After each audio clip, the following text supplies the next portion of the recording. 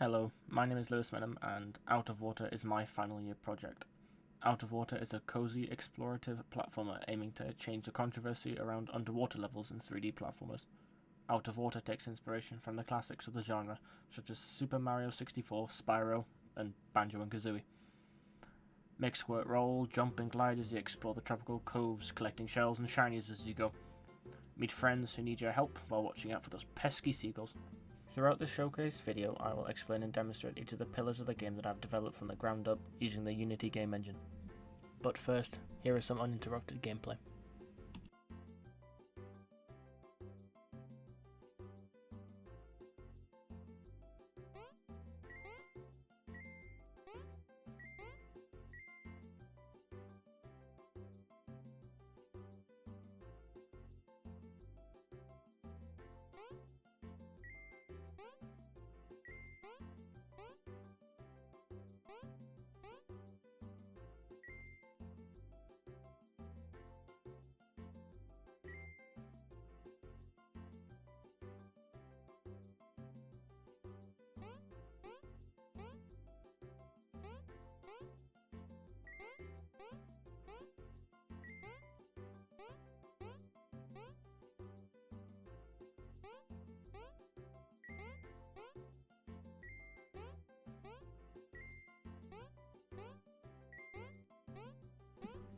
The main goal of Out of Water was to research and investigate how locomotion is handled both under and above water in 3D platformers, and to use that knowledge to design and create a 3D platformer of my own that will also be used as a foundation for further development after the module has ended.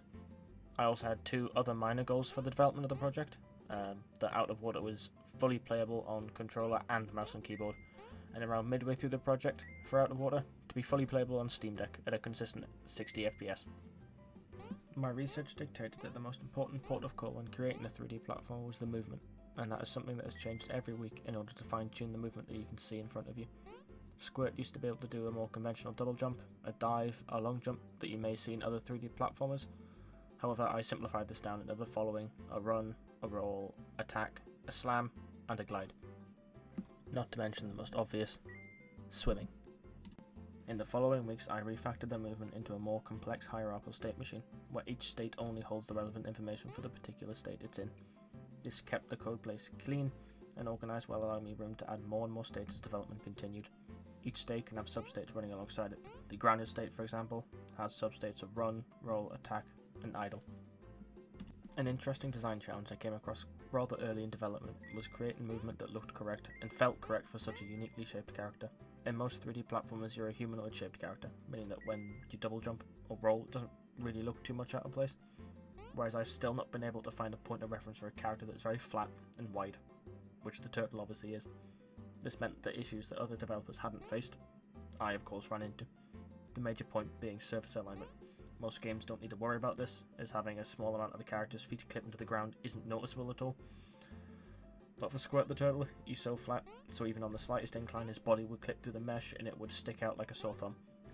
I developed a workaround for this by creating a function that would allow the character's rotations and movement to be relative to the ground beneath them and the camera. I did this by firing a raycast down, getting the normal of whatever the raycast hit, and doing some quaternion magic. This, however, is set to run in only certain states, meaning there's no surface alignment needed for the swim state, or the jump state for example. I originally had it so that Squirt the Turtle had a very consistent speed in regards to the movement, meaning the controls are very precise. But I then developed it so there was some acceleration that carried through into the glide for more advanced, speedy movement combos. As you may have noticed, the environment is filled with two different types of shells and shinies for the player to collect. The main being a more commonly found shell that I've used to guide the player in a certain direction, and the other is a bigger pearl type shell that I've used to reward the player after a particularly difficult area or after exploration. Once a shell has been collected, it then updates to the UI, which you see being visible at the top left hand side of the screen, both showing how many shells you have. The same goes for the health icons that you see in the center of the screen. If you're attacked, they fade in. If you're standing still, they fade in. If you move, they fade out. If you haven't taken damage, they fade out, etc.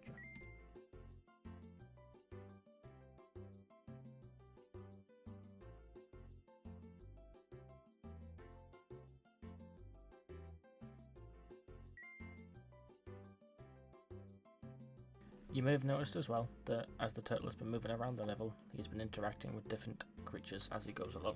This is a system I'm quite happy with in regards to how it can be utilised.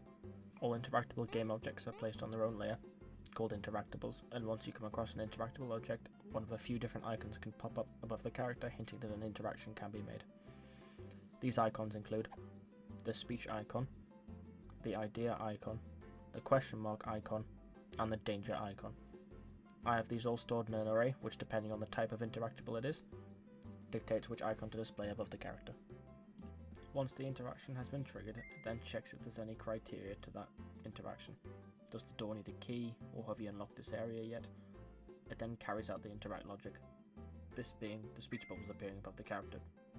Similar to the way I created the state in the state machine, each interactable game object inherits its functionality from a base class interactable, meaning I can use this base for any form of interaction, buttons, switches, quests, and many more. Although I haven't fully explored these at the time of the video, I plan to continue experimenting with this for expertise and beyond. As you can now see, as well as the title screen, I've added a pause menu that contains different audio, graphic and debug settings, with each of the options having an effect on their part in the game. As I mentioned previously, I wanted Out of Water to be fully playable on console, mouse and keyboard, and to be performant on the Steam Deck. And on the top right hand corner of the screen you may have seen an icon, a controller if you're playing on controller, Steam Deck if on a Steam Deck, or a keyboard if you're playing on mouse and keyboard. This is another tool I've been using to aid me in finding bugs on video playtests early on in development and in categorizing them quite easily. In order to keep the performance of the Steam Deck high, I needed a scene layout that allowed me to remove all high performance VFX from the scene. The scene's hierarchy is very organised into different categories, allowing me to toggle each and every single aspect of the game. You may have seen me doing this earlier on with the VFX around the character. Even though there's no button for anti-aliasing or motion blur or even performance mode, the logic is all in place ready to add. The most unique part of my user interface I added was the input debugging tool.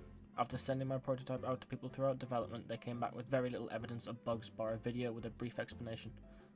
So most of my time was spent trying to replicate that particular bug. Having a UI feature visible made that process so much easier at the time of the bug. I can see exactly what they've been pressing to get that bug and I could replicate it a lot easier. Although simple mechanics I added, such as disappearing platforms and moving platforms in the final demo, these sound simple, but there was a lot of work around parenting the character to these platforms so that it moves along with it.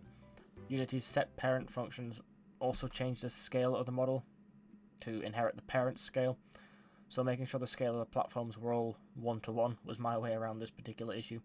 It could have been solved in different ways by adding the movement vector of the platform to the player's movement vector, but that would have affected the state machine and all my VFX, so I decided against it. Although that concludes the main pillars, there are other parts of development that haven't made it into the final showcase, which I shall dedicate some time to now.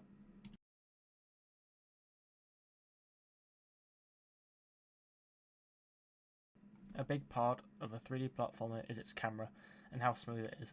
I put a lot of work into making the camera work comfortably on all platforms and handled an issue of what happens when a character goes behind an object and you can't see them.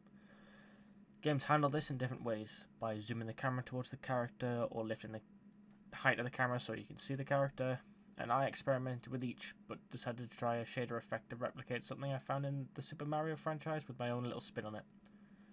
When the turtle goes behind an object, a turtle-sized hole is punched into the object, meaning you can see through it, using a shader and a custom material. This was set up so I can alter how transparent the hole is, what size it is, and a few other different factors. Another small aspect I had issues with during development was a blob shadow, found in most 3D platformers so you can distinguish exactly where you're going to land. I tried 3 different ways of doing this that all had positives and negatives. I first tried Projectus. This required an extra asset as the Universal Render pipeline did not support that particular feature. The asset was buggy and quite inconsistent and didn't have very much documentation, so I scrapped that idea. Then I decided to try adding a single light above the character to provide a shadow underneath it, which did work, because the light only affected the player and cast a shadow onto the ground. But it just didn't look too good, it was quite janky. So I decided to settle on a decal projector, which works on both Linux builds and PC builds.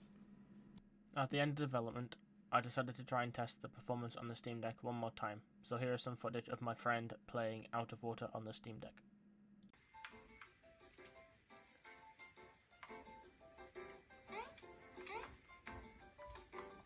Oh wow, I'm having too much fun just rolling around.